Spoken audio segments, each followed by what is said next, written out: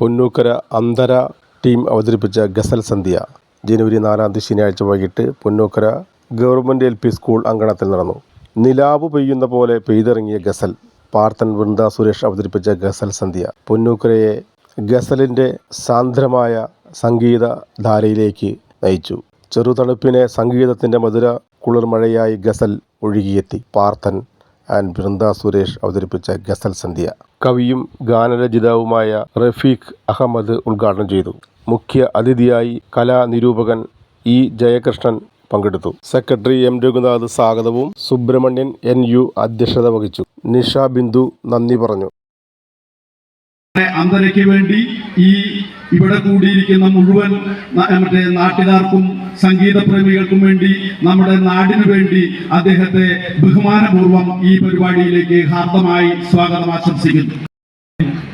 നിലവാരമുള്ള സംഗീത പരിപാടികൾ സംഘടിപ്പിക്കുക, അതോടൊപ്പം സാറിന്റെ ഹർഷം എന്ന സിനിമയിലെ ഗുരുവിനും ശിഷ്യനും മധ്യത്തിൽ പുസ്തകം ഗുരുതരമായ തടസ്സമല്ലോ നമ്മുടെ ഭക്ഷണക്കല്ല.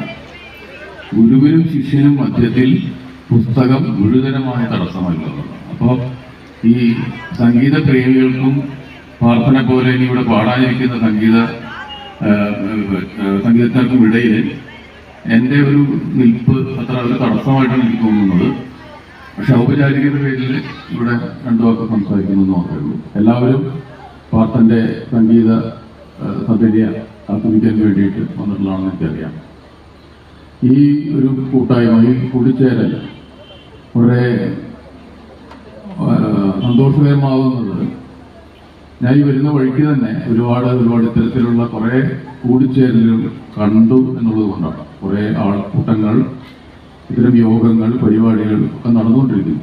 കേരളം ആ കാര്യത്തിൽ ഒട്ടും പിറകിലല്ല. നമ്മളെല്ലാ ദിവസവും നിരവധി ആഘോഷ പരിപാടികളും കൂടിച്ചേരലുകളൊക്കെ നടക്കുന്നുണ്ട്.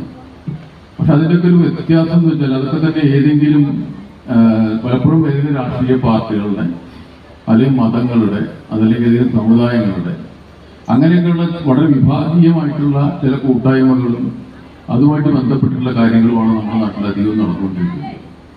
അതിനൊക്കെ അപ്പുറത്ത് മനുഷ്യരുടെ ഒരു കൂട്ടായ്മ, നാട്ടുകാരുടെ ഒരു കൂട്ടായ്മ, സംഗീതത്തെ സ്നേഹിക്കുന്ന, കലയെ സ്നേഹിക്കുന്ന മനുഷ്യരുടെ, മറ്റൊരു തരത്തിലുള്ള അജണ്ടകളുമില്ലാത്ത, മറ്റൊരു തരത്തിലുള്ള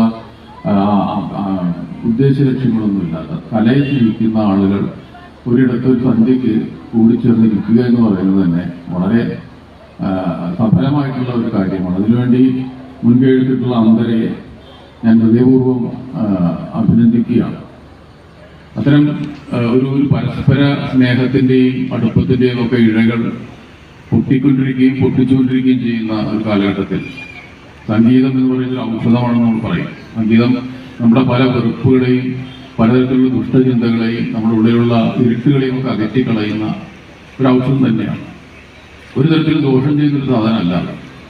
അപ്പോൾ അത് സംഗീതത്തെ ഉപാസിക്കുന്ന, സംഗീതത്തെ ആസ്വദിക്കുക എന്ന് പറയുന്നതോട് നമ്മൾ കൂടുതൽ തെളിച്ചമുള്ള മനുഷ്യരായിട്ട് മാറുകയാണ് ചെയ്യുന്നത്. നമ്മുടെ ഈ വർത്തമാന കാലഘട്ടം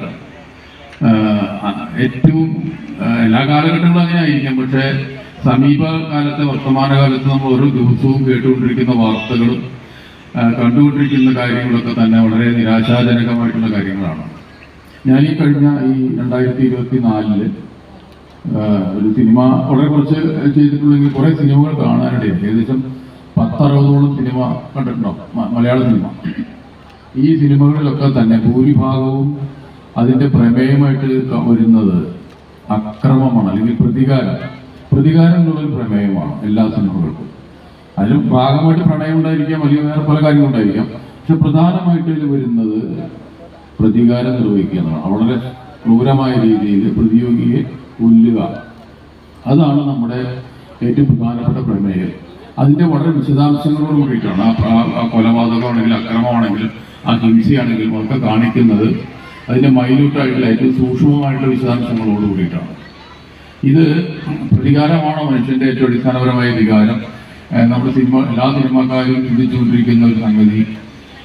അവരെല്ലാവരും ഏറ്റവും മുഖ്യ പ്രമേയമായിട്ട് മാറുന്നത് പ്രതികാരവും അതിനോട് ബന്ധപ്പെട്ടുള്ള അക്രമവും ഹിംസയുമായിട്ട് മാറിയിട്ടുണ്ടെങ്കിൽ ഒന്നുകിൽ നമ്മുടെ സമൂഹത്തിൽ അതിൻ്റെ സമൂഹത്തിൽ നിന്ന് കലയിലേക്ക് വരുന്നതായിരിക്കണം, കലയിൽ സ്വാഭാവികമായിട്ടും സമൂഹത്തെ സ്വാധീനിക്കുന്നതും ആവും. അത് നമ്മൾ പരസ്പരം ബന്ധപ്പെട്ട് കിടക്കുന്നത്. ഇതാണല്ലോ ഈ വൈരുദ്ധ്യാത്മക വാദം എന്നൊക്കെ പറയുന്നത്. അങ്ങോട്ടും ഇങ്ങോട്ടും ബന്ധപ്പെട്ട് കിടക്കുന്ന കാര്യങ്ങളാണ്.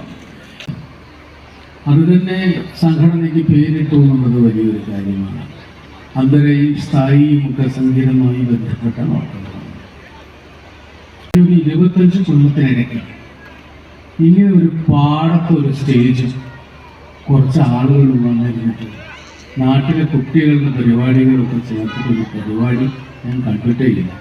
മാത്രമല്ല ഞാനതിൽ പങ്കെടുക്കുന്നു എന്നുള്ളത് എന്നെ ഏറെ സന്തോഷിപ്പിക്കുന്ന കാര്യമാണ്. നഷ്ടപ്പെട്ടുകൊണ്ടിരിക്കുന്ന ഒരു എന്താ പറയുക സൗഹൃദത്തിൻ്റെ നന്മയാണ് അതെന്ന് ഞാൻ വിചാരിക്കുന്നു.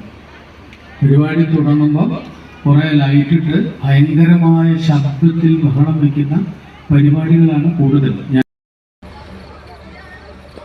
ഗസൽ സന്ധ്യയിൽ പങ്കെടുക്കാനെത്തിയ നിങ്ങൾ ഓരോരുത്തർക്കും അന്തരയുടെയും ഈ നാടിൻ്റെയും പേര് നന്ദി.